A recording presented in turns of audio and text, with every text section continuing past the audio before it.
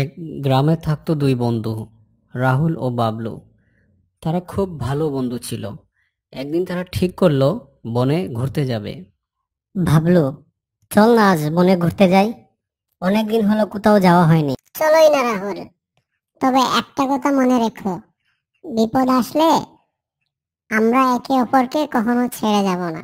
ঠিক বলেছিস বন্ধু, আমি তোকে কোনোদিন ছেড়ে যাব না। দুই বন্ধু হাঁটতে হাঁটতে বনের ভেতর চলে গেল। পাখির ডাক, গাছের ছায়া, সবকিছুই খুব সুন্দর লাগছিল। হঠাৎ একদম সামনে একটা বড় ভাল্লুক দেখা দিল। ওরে বাবা, রাহুল, দেখ ভাল্লুক, এখন কি করব?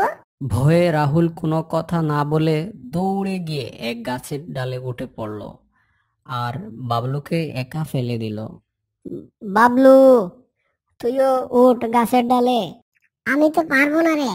তখন বাবলু গ্রামের বড়দের কথা মনে করলো। ভাল্লুক নাকি মৃত মানুষকে খায় না।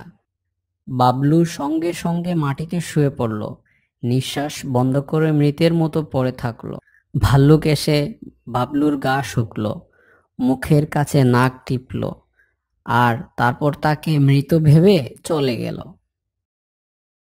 ভাল্লুক চলে যাওয়ার পর রাহুল গাছ থেকে নেমে এলো। বলতো, ভাল্লুক তোর কানে কি বললো?